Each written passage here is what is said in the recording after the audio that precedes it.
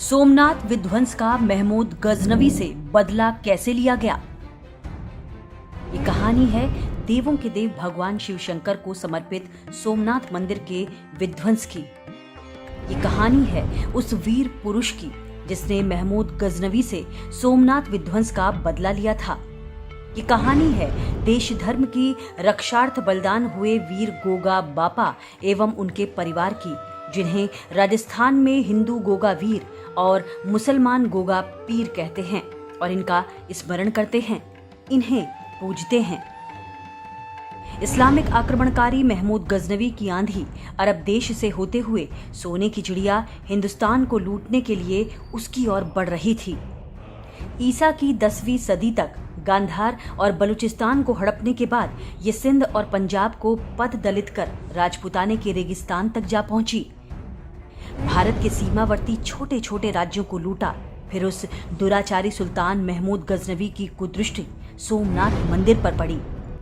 गजनी के महमूद ने 1026 में सोमनाथ मंदिर पर आक्रमण कर यहाँ के हीरे और जवाहरात जड़े स्वर्ण स्तंभ आदि लूट लिए।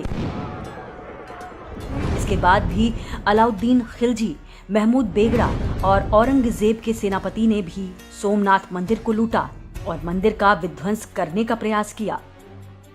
बात गजनवी की जाए तो इस्लामिक विधर्मी आक्रांता महमूद गजनवी सोमनाथ की अकूत धन संपदा को लूटने और भव्य देव मंदिर को धराशायी करने के लिए पंजाब से होते हुए राजपुताने के उत्तर पश्चिमी रेगिस्तान में जा पहुंचा, जिसके प्रवेश द्वार पर भटनेर यानी गोगागढ़ का दुर्ग चौहान वंशीय धर्मवीर गोगा बापा द्वारा बनाया गया था।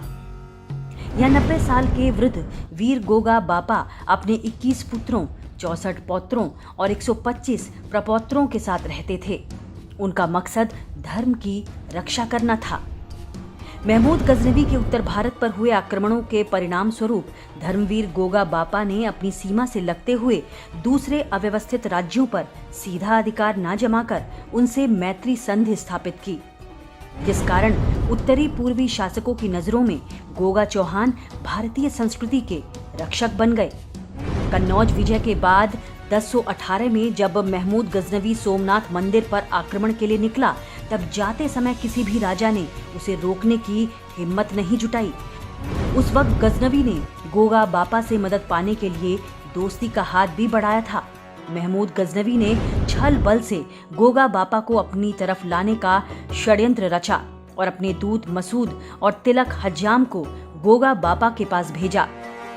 दोनों वहां पहुंचे और गोगा बापा को प्रणाम कर हीरो जवाहरातों से भरा थाल रख उनके सामने सिर झुकाया और कहा, सुल्तान आपकी वीरता और बहादुरी के कायल हैं, इसीलिए आपकी तरफ दोस्ती का हाथ बढ़ाकर आपसे मदद मांग रहे हैं। उनकी दोस्ती का यह नजराना कबूल कर आप उन्हें सही सलामत गुजरात के सोमनाथ मंदिर तक जाने का रास्ता दें। ये सुनते ही गोगा बापा क्रोधित हो उठे और 90 वर्षीय वृद्धवीर ने अपनी तलवार म्यान से निकालते हुए कहा, तो तुम्हारा अमीर इन पत्थरों के टुकड़ों से मुझे खरीद कर मंदिर तोड़ने के लिए मार्ग मांगता है। जा कह दे उस लुटेरे से कि जब तक गोगा बापा की काया में रक्त की एक बूंद भी बाकी है, तब तक उसकी फौज तो क्या परिंदा भी पर नहीं मार सकता। इतना कहते हुए उन्होंने हीरो से भरे थाल को ठोकर मारकर फेंक दिया। मसूद और तिलक हज्जाम ने जान बचाकर भागने में ही अपनी भलाई समझी। गोगा बापा से बात न बनती देख उसने समंदर के माध्यम से सेना को सोमनाथ मंदिर कूच करने का आदेश दे दिया। उसकी फौज में 1 लाख पैदल और 30,000 घुड़सवार थे। हजारों लोग सेवक के तौर पर उसके साथ थे।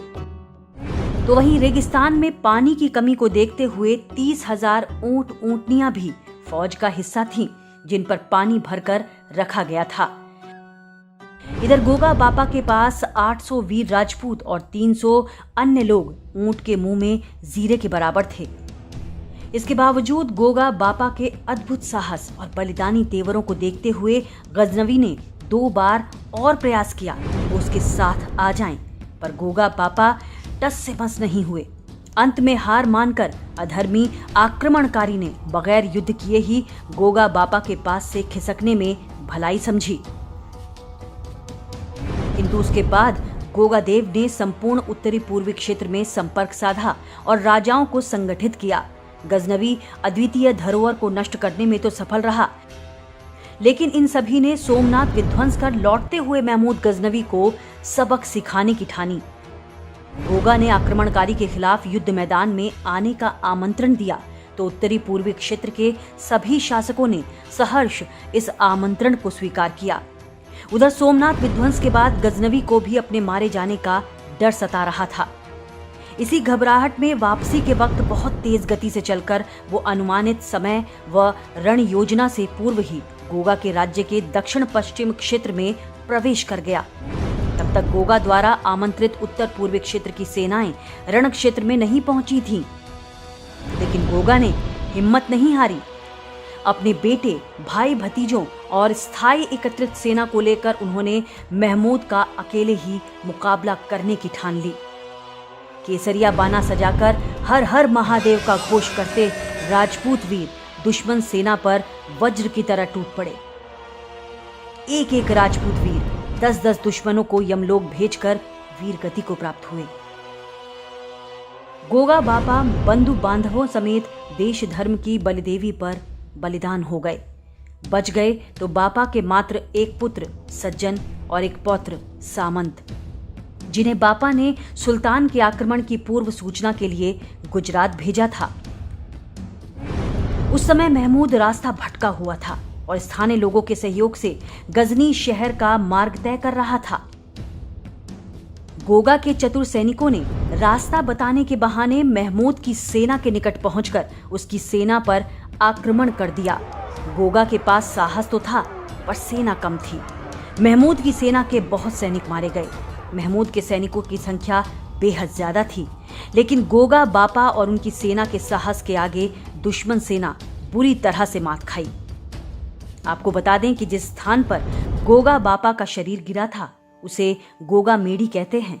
यह स्थान हनुमानगढ़ जिले के नोहर तहसील में है। इसके पास में ही गोरख टीला है और नाथ संप्रदाय का विशाल मंदिर भी। गोगा बापा की कहानी आपको बतानी इसीलिए भी जरूरी हो जाती है क्योंकि स्वतंत्र भारत का इतिहास आज भी परतंत्र है कि उसमें गौरी और गजनी के आक्रमण के विषय में तो बताया जाता है, लेकिन उसका प्रतिरोध करने वाले महान वीरों पर मौन धारण कर लिया जाता है। ऐसे में हमारा दायित्व बनता है कि हम ऐसे वीर पुरुषों की कहानी आप तक पहुंचाएं।